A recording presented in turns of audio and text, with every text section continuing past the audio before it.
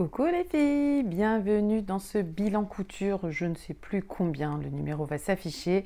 Je suis très contente de vous retrouver pour un bilan couture parce que j'ai des petites cousettes à vous présenter. Je ne suis pas pleinement satisfaite de toutes mes cousettes, mais à chaque fois on en apprend et ça permettra à l'avenir de faire les choses un petit peu mieux.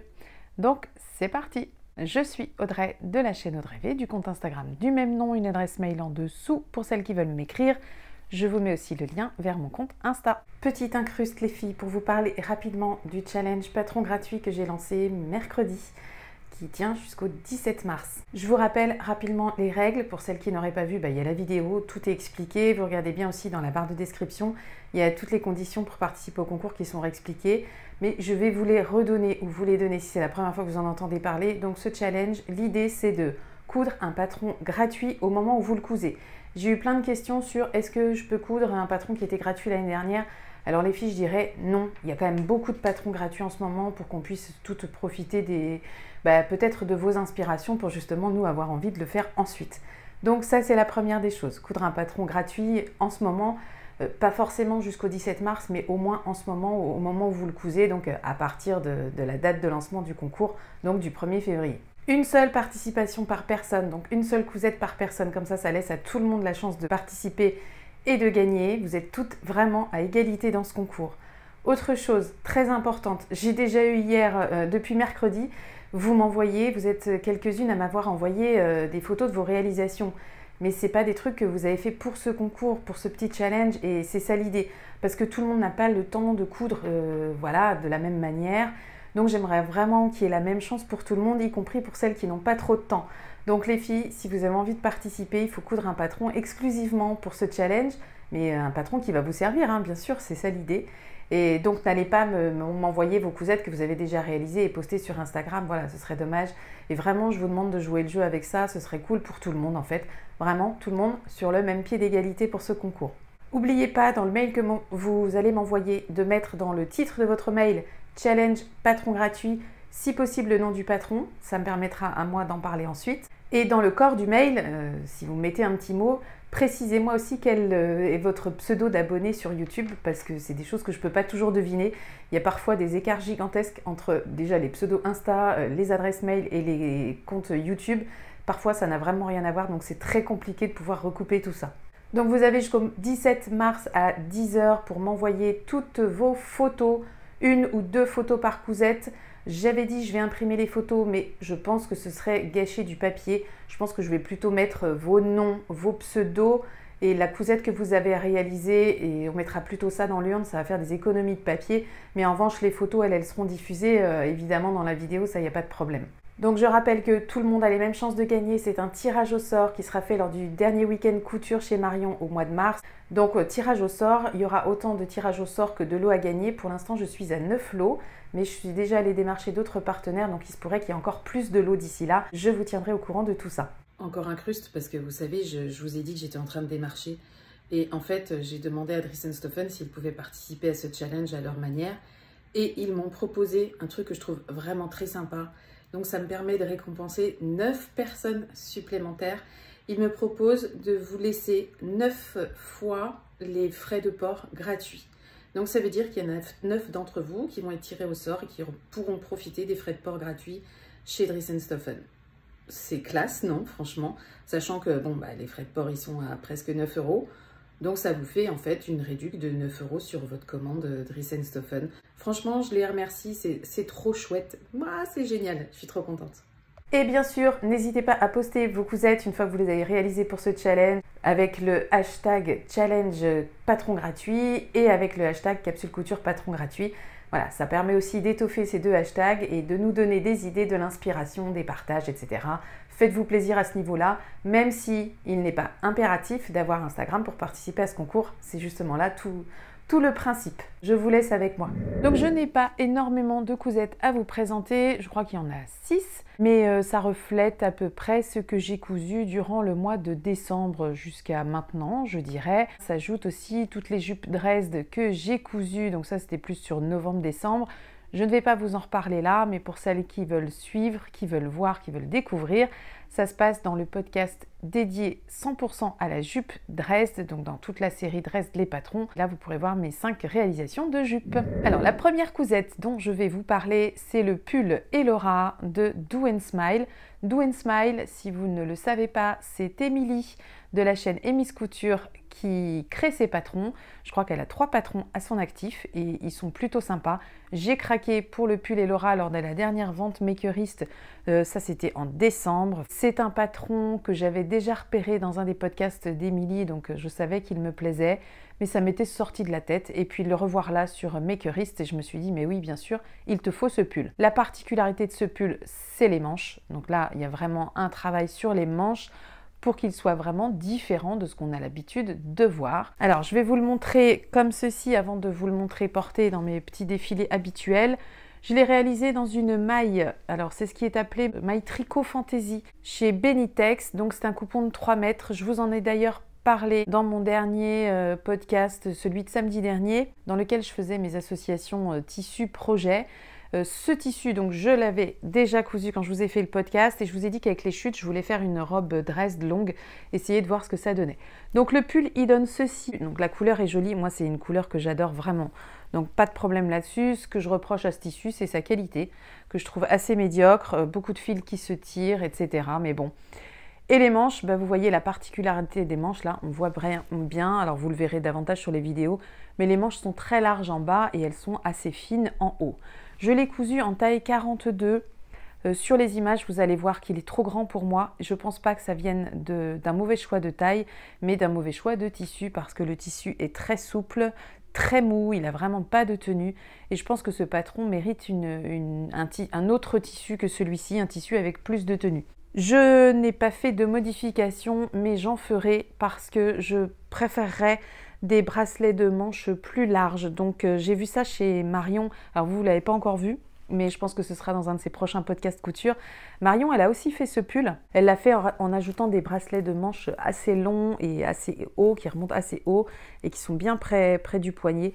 Et je trouve que c'est beaucoup plus joli comme ça. Et donc c'est ce que je ferai dans mon prochain pull Elora. Il est prévu, vous l'avez vu dans mes associations tissu projet, il est prévu dans un autre tissu qui sera, je pense, beaucoup plus adapté. Donc, je vais le porter, mais j'en suis pas super contente. Je tiens vraiment à dire que c'est pas la faute du patron. Je précise que j'ai thermocollé ma parmenture, je n'ai pas fait de surpiqûre sur le dessus. Donc voilà, vous avez du coup l'encolure, vous voyez rien de plus. J'ai ensuite thermocollé avec mon truc thermocollant. J'ai évidemment tout surfilé, mais tout ça à la machine à coudre. Je rappelle que je n'ai pas de surjeteuse.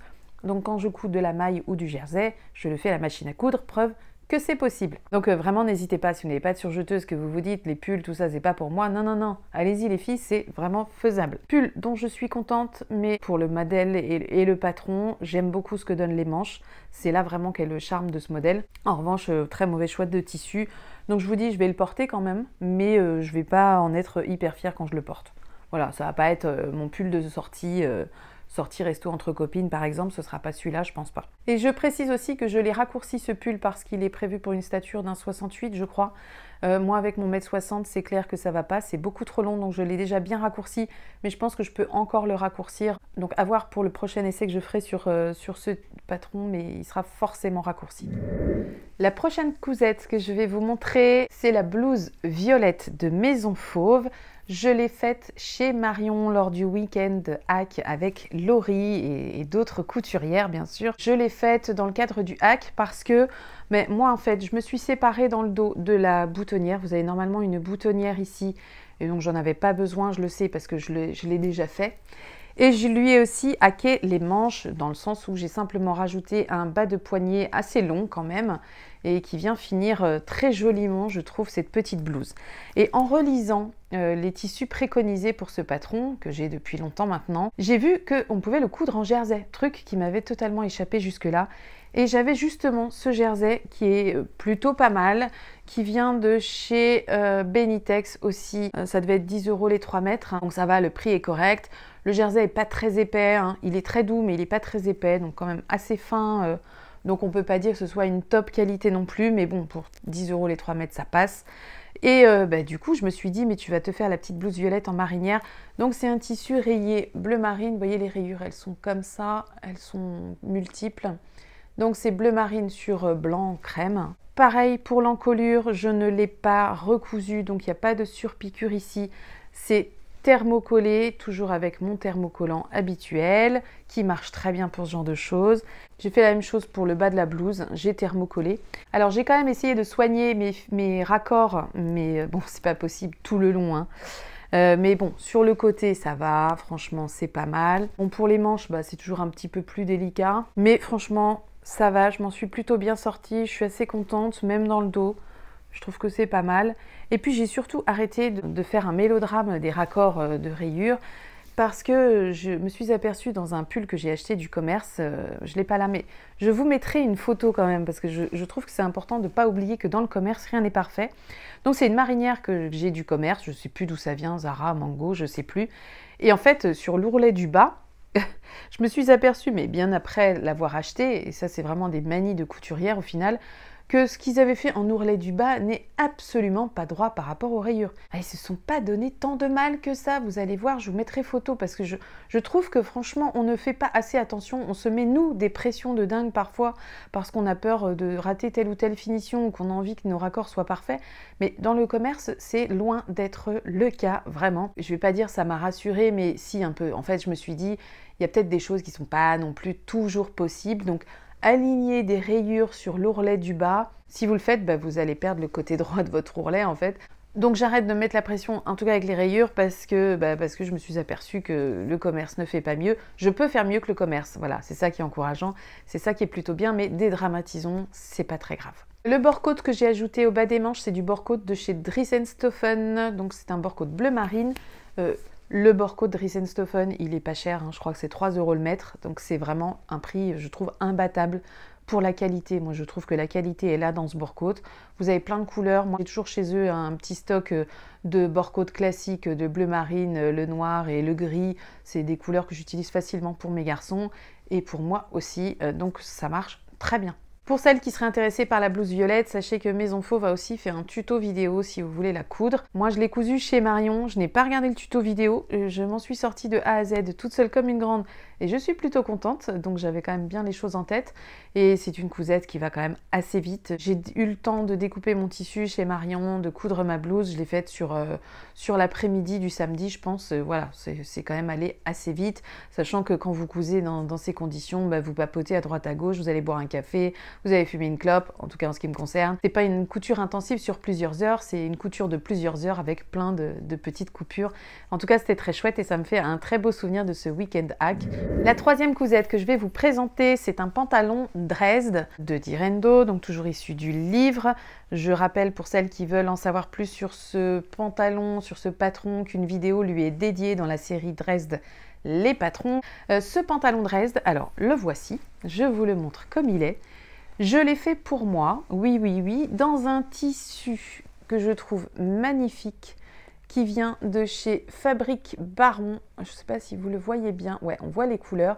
C'est vraiment marron avec petites rayures rouges et beige. C'est un lainage hyper confortable qui ne gratte pas. Je le porte à même la peau et ça ne me pose aucun problème. Le truc avec ce pantalon, c'est qu'il avait fait un peu bagarre avec l'un de mes enfants qui voulait aussi que je lui fasse un pantalon dedans. Mais en fait, je m'en souvenais plus. Quand je l'ai cousu pour moi, j'avais complètement oublié que mon garçon le voulait. Donc je l'ai cousu pour moi, dans ma taille, 40, pas de bol, mon fils, donc c'est le numéro 2, fait aussi du 40 chez Dresde et tous ses pantalons sont cousus en 40. Donc qu'est-ce qu'il a fait quand il l'a vu? Il a cru que c'était pour lui, il l'a essayé, il m'a dit merci maman pour le pantalon, il est trop bien. Et j'ai dit mais non c'est le mien. Et en fait on a réussi à se mettre d'accord, on se le prête. Donc quand on se le prête une semaine sur deux, il y a une semaine c'est à lui, une semaine c'est à moi. Et ça marche très bien comme ça. Donc on a fait ça sur les 3 dernières semaines. Et j'ai trouvé ça mignon qu'on se prête nos fringues. Et surtout que lui accepte qu'on fasse ce genre de deal. Pour ce pantalon, je lui reprocherais une chose pour moi. Mon fils ne trouve pas, mais pour moi oui. C'est au ventre. Là, ça baille vraiment. Je vais vous montrer sur les images. Je trouve que ça baille beaucoup trop au ventre, surtout que le tissu est quand même très souple. Vous voyez, il tombe vraiment bien, il n'est pas rigide du tout. Donc, ça baille un peu au ventre. Et ça, j'en ai parlé lors du week-end hack, donc avec Laurie. Donc, c'était vraiment le week-end il y a 15 jours. Laurie a cherché à modifier la fourche de ce pantalon pour m'aider, parce que j'avais ramené mon patron à modifier. Laurie a trouvé un super tuto sur la chaîne d'Elsa, donc Urban Ferry. Je vous mettrai le lien de ce tuto. Effectivement, tout y est expliqué pour réduire une fourche. Et là, c'était assez simple. Il m'a fallu enlever 1 cm au-dessus de la fourche et un autre centimètre au niveau des poches, je dirais. Donc, j'ai vraiment réduit du coup de 2 cm et bah, ça change tout. Et ça a fait 2 heureuses d'ailleurs sur ce week-end parce que Cathy, que j'ai déjà rencontrée au mois d'août de l'année dernière et que j'ai revue au Week-end Hack puisqu'elle était là et que je vais bientôt revoir. Cathy, elle fait la même taille que moi en vêtements de Dresde, elle a aussi le livre et elle a pu profiter du coup de la modification de patron parce que ça l'intéresse aussi de réduire cette fourche et ce petit jeu qu'il y a sur le ventre. Sachant que moi, je porte ce pantalon taille basse, donc je suis quand même un petit peu embêtée, mais si je veux porter ce pantalon, il ne faut vraiment pas que je le porte taille haute, je ne suis pas à l'aise dedans comme ça. Chose que je n'avais encore jamais faite, j'ai surpiqué mon élastique, donc là il est bien en place, il bouge plus, il se tourne pas, c'est vrai que c'est pratique et je pense que je vais le faire plus souvent, pas sur tous parce que je trouve que c'est pas adapté à tous les tissus. D'avoir repiqué 3 fois, ça stabilise bien l'élastique et il n'y a plus besoin, il tourne plus du tout et ça fait d'une pièce. Je le porte celui-là comme les autres, relevé sur ma chaussure, donc je fais un ourlet, un revers que je fixe moi au fer et que j'enlève quand c'est mon fils qui doit reprendre le pantalon parce que lui il le porte sur la chaussure. Je suis très contente de ce pantalon, vraiment, je l'aime beaucoup. Il va avec beaucoup de mes hauts, donc ça c'est parfait. Durant le week-end hack, j'avais dans l'idée justement de trouver des poches pour ajouter au fessier de ce pantalon et c'est fait. Donc j'ai décalqué un modèle de poche et puis on a pu faire ça pareil. Cathy en a profité. On est repartis toutes les deux avec notre calque de poche pour ce pantalon et c'était plutôt chouette. Donc encore merci à toi Laurie de nous avoir aidés sur tous ces projets, c'est vraiment sympa. Donc les prochains pantalons Dresde, dans les prochains podcasts, auront peut-être des poches à suivre et j'aurai sans doute aussi modifié la fourche. Le projet suivant, c'est encore un pantalon Dresde. Vous allez dire, elle nous saoule avec ses pantalons Dresde. Oui, et ben c'est comme ça. J'en suis désolée, mais c'est ce que j'avais envie de coudre ces temps-ci. Et ce pantalon Dresde, alors vous l'avez peut-être déjà vu sur Instagram si vous me suivez, parce que je l'avais en fait déjà réalisé pour mon numéro 1 qui lui porte ce pantalon en 38. Donc celui-là, il n'était pas question que je lui pique. Je l'ai fait pour moi dans une taille 40, donc dans un lainage. Je ne sais plus d'où il vient, je pense que c'est un lainage qui vient des coupons de Saint-Pierre, j'imagine, je ne sais plus trop. Je ne me suis pas trop embêtée avec les raccords sur les côtés, mais écoutez, ça passe bien, je trouve. J'avais essayé au départ, mais en fait comme c'était une chute, puisque j'avais déjà fait un pantalon dedans, j'avais vraiment pas de quoi m'embêter avec les raccords, mais je me suis dit, tant pis. J'ai donc ajouté mon élastique de 5 cm. Oui, je précise que moi, je mets toujours 5 cm d'élastique. Je trouve que ça maintient beaucoup mieux sur la taille, surtout je ne le porte pas taille haute. J'ai aussi réduit les poches. Oui, je ne l'ai pas dit pour l'autre, mais j'ai refait un nouveau patron de poche. Je les ai vraiment beaucoup réduits. Normalement, elles descendent, je pense, jusque là. Et là, les miennes, elles vont jusqu'ici. Donc, c'est plus court. Vous n'y mettez pas toute la main, mais je trouve que ça suffit. Pour moi, ça suffit, ce genre de poche. C'est pas une poche dans laquelle je mets mon téléphone ou autre chose. C'est vraiment juste mettre la main dans la poche, quoi. Celui-ci aussi, je le porte avec un petit revers au-dessus de la bottine. J'en suis contente. Le tombé est encore pas le même que l'autre, je trouve, parce que là, c'est un lainage qui est quand même un peu plus épais et les couleurs sont sublimes. Ça fait un petit côté british comme ça, j'adore ça. Oh, je trouve ça vraiment très joli. Elles ressortent un peu plus rouge quand même qu'il n'est. Je ne sais pas comment ça va ressortir. Oui, voilà, c'est un peu ça, les vraies couleurs. Donc, je ne sais pas avec quoi je vais le porter sur les vidéos de présentation de ce pantalon. Peut-être que je vais le porter avec le pull que j'ai cousu pour aller avec. Donc, c'est le projet suivant. Le pull que j'ai cousu, c'est le pull Monroe. Ce pull, c'est un patron gratuit. Donc, je vous encourage vraiment à aller voir tous les patrons gratuits qu'il y a dans la capsule couture patron gratuit pour cet hiver, donc 2021-2022. Il y a plein de patrons de pulls, dont celui-ci. Le patron est en anglais, mais alors franchement les filles, si vous avez déjà fait ne serait-ce qu'un t-shirt, c'est la même chose, c'est très simple. Vous assemblez le devant et dos par les épaules, vous ajoutez vos manches à plat et vous ajoutez votre col. Tout simplement, ça va très vite. Et puis vous faites vos ourlets, vos finitions de base. Le tissu, c'est couleur aubergine. Alors c'est un jersey de chez Tissu de Rêve. Et encore une fois, je ne suis pas contente, je ne recommanderai plus sur ce site. Donc ça faisait partie de la dernière commande et de la seule commande que j'ai faite en fin d'année. Je voulais ce tissu pour sa couleur, parce que je le trouvais très joli. Moi, je m'attendais à quelque chose de beau. Bon, ben non, pas du tout, c'est pas beau. C'est vraiment pas une belle maille. Elle est pas hyper douce. Elle est plutôt transparente, donc il tient absolument pas chaud ce pull. Hein. Il faut mettre un t-shirt en dessous, hein, quelque chose d'assez près du corps si vous voulez pas qu'on voit les démarcations. Mais bon, vous voyez, même doublé, je trouve qu'on le voit un peu transparent quand même. Donc c'est vous dire s'il n'est pas chaud. Mais c'est pas grave parce que je l'aime quand même. Il va avec le dernier pantalon Dresde que je vous ai présenté. Il va aussi avec la jupe Dresde que vous avez beaucoup aimé en jersey. Il y a cette couleur aubergine dans les couleurs de cette jupe, donc ça colle. Alors je ne suis pas pleinement satisfaite, mais j'en suis quand même un peu contente. Voilà, je l'aime bien parce que j'aime la couleur et parce qu'il va avec les vêtements et je l'avais choisi pour qu'il aille avec d'autres vêtements, donc ça tombe plutôt bien. Pour ce col Monroe, j'ai simplement élargi un peu, enfin rehaussé, j'ai ajouté de la hauteur sur le col pour que ce soit un peu plus large pour moi. Et puis voilà, bah, vous pouvez encore en rajouter si vous voulez vraiment faire un pli. Hein. Moi je le porte soit replié, soit je le laisse comme ça. Ça marche avec les deux. Je n'ai pas fait de surpiqûre, je n'ai pas fait d'ourlet à l'aiguille double, hein, mais c'est quelque chose que vous pouvez faire puisque la maille le permet. Vous pouvez faire de l'aiguille double en bas du pull et au niveau des manches. Donc je n'ai pas fait ça, j'ai fait un simple rentré, c'est du jersey, ça marche très bien avec ça.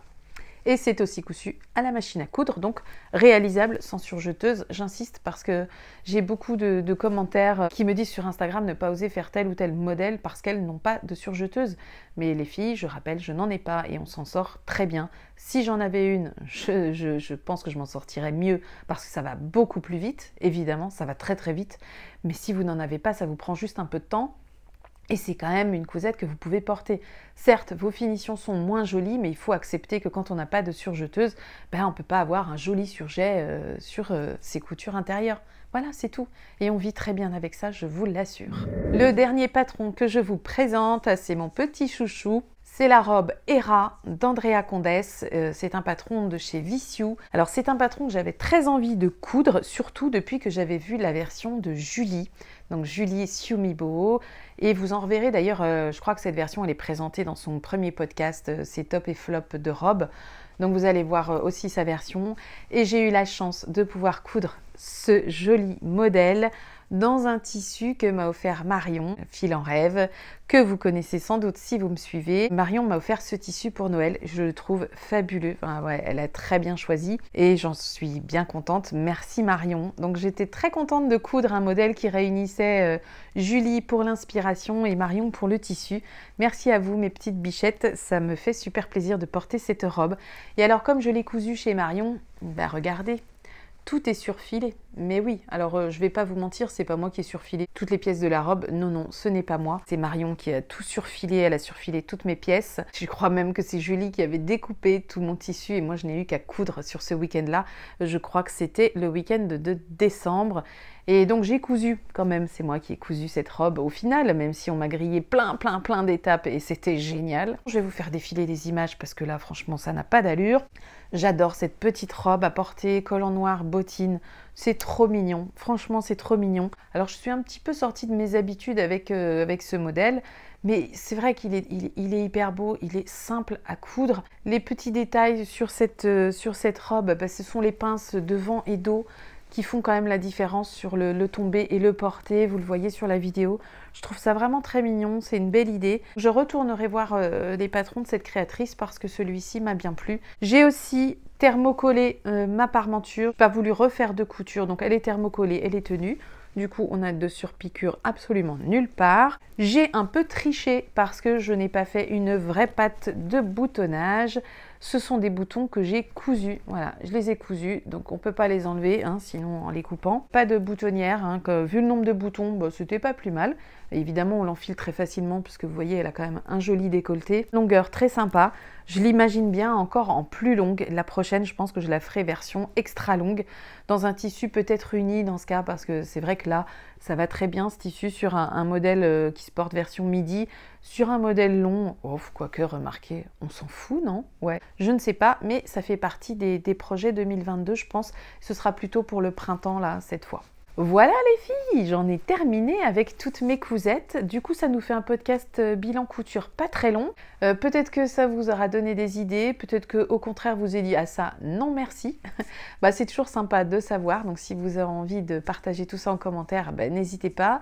Vous savez combien j'adore lire vos commentaires, combien je prends du plaisir à y répondre à chaque fois. Je ne l'ai pas dit, mais je porte ma robe Dresde, c'est ma robe Dresde en velours.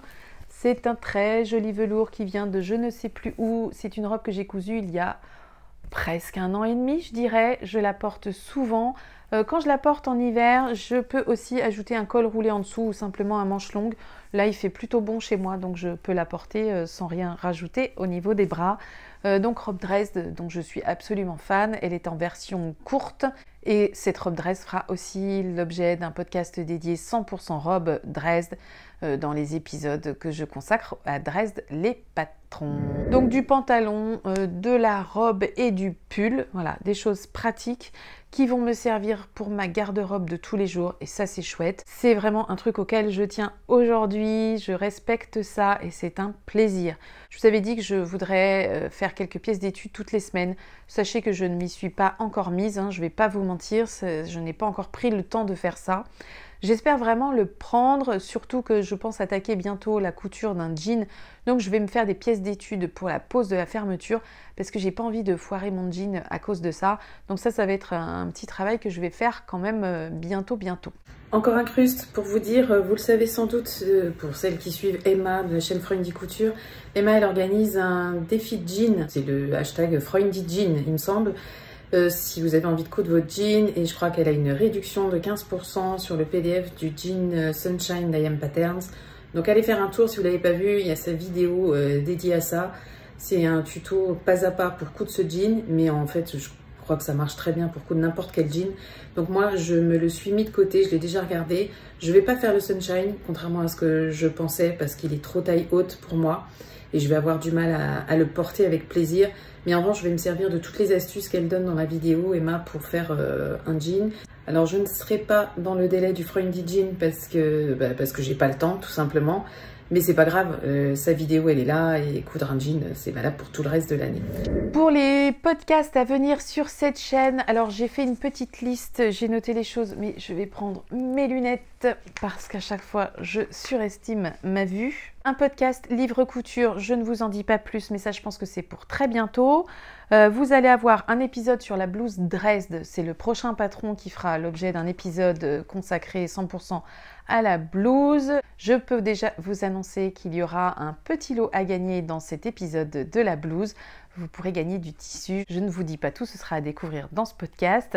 Donc il va sûrement sortir courant février. J'ai prévu aussi, alors là il va falloir que j'ai le temps, mais j'espère pouvoir le prendre, un petit test. Je vais tester un cours de Elsa, donc de la chaîne Urban Ferry. Donc Elsa, je vous en parlais notamment pour la reprise de la fourche sur le pantalon Dresde.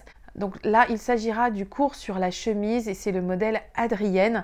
Donc peut-être que vous l'avez déjà suivi ce cours, il existe depuis longtemps. C'est un cours que j'ai pris il y a longtemps, au tout début que j'avais commencé la couture, donc ça date d'il y a 2 ans et que je n'ai pas suivi. Donc là, il est temps que je m'y attelle. Donc je vais essayer de faire un petit podcast là-dessus en filmant quelques étapes de découverte, de couture, tout ça. On va voir comment je fais ça. J'ai aussi sans doute un podcast sur la capsule couture patron gratuit à suivre. Pour l'instant, je n'ai pas cousu de patron gratuit encore, à part le pull Monroe, mais je viens déjà de vous le montrer. Du coup, j'en appelle à vous. Vous vous rappelez que si vous me suivez, si vous suivez la capsule, dans l'épisode 3, j'avais incrusté le vlog couture de Julie. Elle cousait la jupe Christa pour vous. Si l'une d'entre vous ou plusieurs d'entre vous sont intéressés par ce procédé, c'est-à-dire que vous vous sentez de vous filmer, de présenter le patron gratuit que vous allez coudre, de filmer peut-être quelques étapes de couture et de faire un petit bilan sur votre cousette. Si vous vous sentez capable de faire ça, vous me le dites, on se contacte et je vous propose d'incruster votre cousette et votre petite vidéo avec un montage que j'aurai fait dans un prochain podcast de la capsule couture patron gratuit. Je sais qu'il y en a qui sont intéressés parce que quand vous avez vu la vidéo de Julie dans ma vidéo, plusieurs sont venus me dire « Ah mais moi j'aimerais bien faire ça ». Alors les filles, manifestez-vous, vraiment ce sera avec grand plaisir. Et puis là on est vraiment dans le partage, moi c'est ce que j'adore sur YouTube. J'aime regarder des chaînes qui partagent et j'ai envie que ma chaîne partage. Donc si on peut partager vos cousettes, vraiment ce sera vraiment avec plaisir. N'ayez pas la trouille, on s'en fout, personne va vous juger, ça va peut-être même vous donner de l'impulsion pour peut-être créer votre chaîne, j'en sais rien. Enfin, si vous avez envie de vous en servir comme crash test, eh ben faites-le, ça peut aussi vous servir vous de votre côté. Bon, on se redit ça les filles. Ben voilà, ça nous fait un petit programme pour les quelques semaines à venir. J'espère que ça va vous intéresser. Je vous remercie d'avance pour vos commentaires, vos retours, pour vos likes, pour vos partages. J'ai de plus en plus de gens qui viennent de Facebook, qui me suivent et qui m'ont dit « j'ai vu un lien de ta vidéo ». Donc je remercie toutes celles qui partagent mes vidéos sur Facebook. Savoir que ça franchit les barrières de YouTube, ben, ça fait vraiment plaisir. Et savoir que si vous partagez, j'imagine que c'est parce que ça vous plaît. Donc ça aussi, ça fait très plaisir. Enfin bref, vous êtes une super communauté que je suis incroyablement fière de partager avec tant d'autres.